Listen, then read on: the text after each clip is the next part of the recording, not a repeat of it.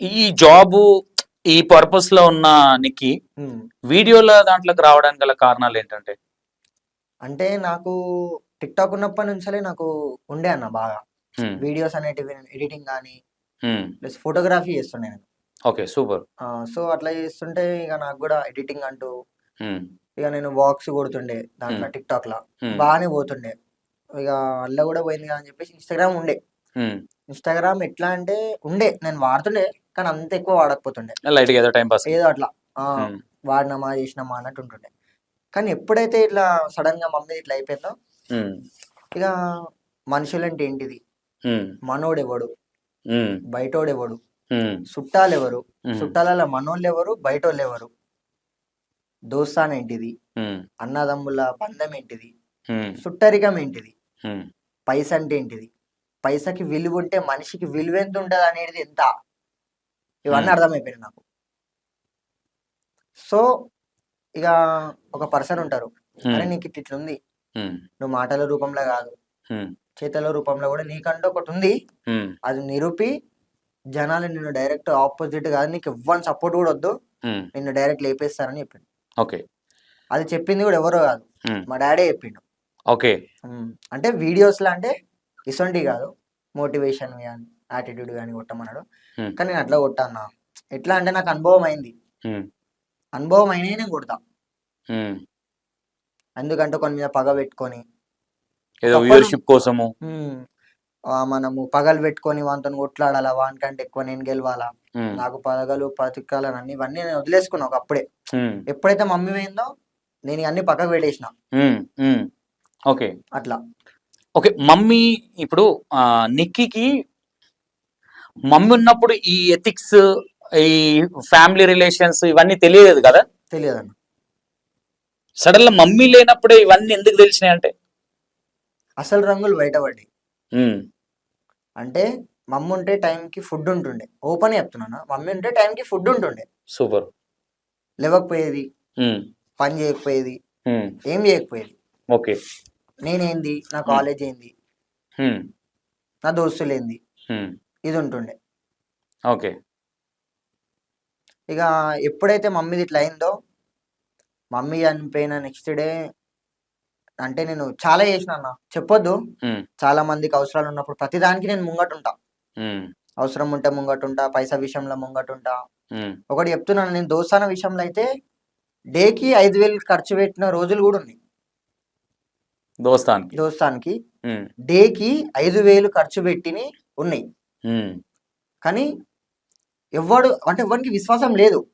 హ్మ్. అదే అర్థమైపోయింది, ఎవడెవడు మనోడు, ఎవడెవడు బయటోడు అని అదే అర్థమైపోయింది మొత్తం ఇక ఆన్నే. హ్మ్.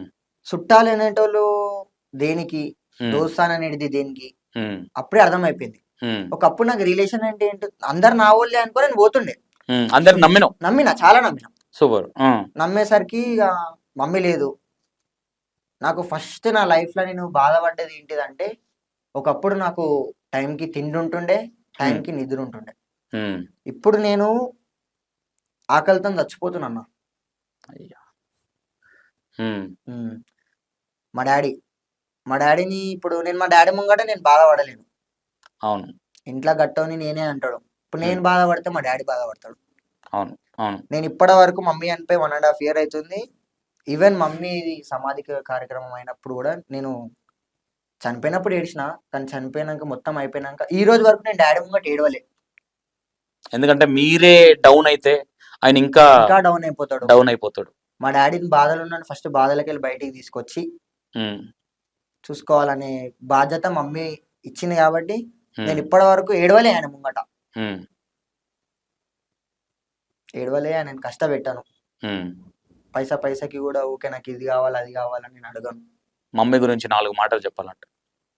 4 మాటలంటే మమ్మీ ఉంటేనే ఏదన్నా అన్న. అసలు హ్మ్. అసలు మమ్మీ లేకపోతే మనిషి బతుకున్నా చచ్చిపోయినట్టే భూమి మీద. హ్మ్. నువ్వెన్ని చెయ్యి, హ్మ్. మన లైఫ్‌లోకి ఒక అమ్మాయి వచ్చినా, ఏదొచ్చినా హ్మ్. ఎవ్వరు మన మమ్మీ స్థానంలోకి రాలేరు. మమ్మీ కన్న మమ్మే. మమ్మీ. అసలు కన్న పేగు బంధం అంటే కన్న పేగుకే తెలుస్తది. హ్మ్. కన్న కొడుకుకు ఇప్పుడు కొడుకు పుడితే మమ్మీ లేకపోతే ఆ బాధ కొడుకుకి తెలుస్తది. హ్మ్. మమ్మీకి కొడుకు లేకపోతే కొడుకు విలువ మమ్మీ అంటే కొడుకు ఎట్లయినా మమ్మీ కట్టదు కాబట్టి మమ్మీకి చాలా బాధ ఉంటది అనుకో. అవును 9 నెలలు అంటే నాకు ఇప్పుడు ఇంట్లో ఏ పని చేసిన అన్న, ఉమ్, వంట చేసిన నీళ్ళు వస్తాయి అన్న, కామన్ మన ఉమ్, లైఫ్లలో నీళ్ళు వస్తాయి, బిందెలు మొయ్యాల, బకెట్లు మొయ్యాల. ఉమ్, అంటే మా మమ్మీ ఇంతగానం ఇంత బరువు మోసేదా? ఉమ్, వంట గట్టుకాడ నేను నించుంటా, కళ్ళు మండుతా ఉంటాయి ఒక దిక్కు, ఉమ్, కాళ్ళు నొస్తా ఉంటాయి, చేతులు నొస్తా ఉంటాయి, బాసలు నోముతుంటే చేతులు మంటలేస్తా ఉంటాయి, ఉమ్, బట్టలు విండుతుంటే మోచేతులు గుంజుతా ఉంటాయి, కాళ్ళు ఇడుచుకొస్తాయి. ఉమ్. ఇవన్నీ నేను చూసుకున్నా. మమ్మీ చనిపోయిన తర్వాత ఉమ్. నిక్కి నేర్చుకుంది ఏంటి అంటే ఇదేనా ఇంకేదైనా ఉందా మాకు తెలియంది. నాకు నాకు జీవితమే నేర్చుకున్నాను నేను. మమ్మీ ఉన్నప్పుడు తెలియదు. తెలియదు నాకు. ఉమ్, నేను ఒక జీవితంని నేను ఒక ఒక ముందు ముందు చూడాల్సినవి నేను ఇప్పుడే చూసేసిన. ఉమ్. మమ్మీ చనిపోయినప్పుడు మేజర్ గా మీరు ఇంత స్ట్రిక్ట్ గా మనోడెవడో బయటోడెవడో తెలిసింది అన్నారు కాబట్టి అవును, చిన్న ఇన్ఫర్మేషన్ వాళ్ళని ఏదో నెగిటివ్ చేయాలని కాదు, అవును. అది కాదు. ఫస్ట్ ఫ్రెండ్స్ దగ్గర నుంచి తెలిసిందా లేదంటే చుట్టాలైంది అనేది నీ కళ్ళతో చూసిందా ఎవరైనా చెప్పిందా ఇది? నా కళ్ళతో చూసిందే అన్న. నేను ఎప్పుడైనా ఒకటే నమ్ముతా, నా కళ్ళతో నాకు కూడా ఒకటి ఇప్పుడు నీ వల్ల నాకు ఎవరైనా చెప్తే నేను నమ్మా. సూపర్. నా కళ్ళతో నేను చూస్తేనే నేను నమ్ముతా, ఉమ్, అది ఎవరైనా కానీ. ఓకే. నీకు ఎలాంటి అవమానాలు పడ్డాడు మమ్మీ చనిపోయిన తర్వాత? అలా బతికేంది ఉమ్, అయిపోయింది, ఉమ్, ఇక అది అయిపోయింది, ఇక అలా చాప్టర్ క్లోజ్. ఉమ్, చాలా విన్నా, ఓకే. చుట్టాలా ఫ్రెండ్సా? చుట్టాలలో విన్నా, ఫ్రెండ్స్లలో కూడా విన్నా. సరే చుట్టాలంటే ఏదో తెలుస్తూనే అనొచ్చు, జలసి ఫ్రెండ్స్? ఫ్రెండ్స్ అంటే ఇప్పుడు పైసలు ఉంటే దోస్తానన్న, ఒకటే మాట. ఉమ్, ఒకప్పుడు నేను తాగిపిస్తా తినిపిస్తా అంటే నా చుట్టూ 20-30 మంది ఉండేది. ఉమ్, నా ఇంటి ముంగట ఈ లేలే అన్న ఒక 10 మెంబర్స్ అయితే ఖచ్చితంగా ఉంటుండే. ఉమ్, కానీ అందులో నాకు ఒక జెన్యున్ ఒక ఫ్రెండ్ ఉన్నాడంటే ఉమ్, ఒక్క నితినే. ఉమ్. నితిన్ జెన్యూన్ అప్పటి నుంచి కూడా. అప్పటి నుంచి నాని నాకు ఒక శత్రువు ఒక టైంలా, ఉమ్, కానీ ఆ శత్రువే నాకు ఒక మిత్రుడైన. Super super. ఎందుకంటే ఒక మాట ఉన్నా ఎంతో అన్నా, నేను మా మమ్మీ ఉన్నప్పుడు ఫ్రెండ్స్ ఒకరోజు కూర్చుంటే 5,000 ఖర్చు, మనం మస్తు అంటాం బయటికి జాబ్కి వెళ్ళేసి వచ్చి నేను మస్తు కష్టపడ్డది. కానీ ఒక మాటలో ఇంట్లో ఉన్న లేడీస్ కష్టమా మా బయటికి వెళ్ళి జాబ్ చేసే వాళ్ళకి కష్టమా?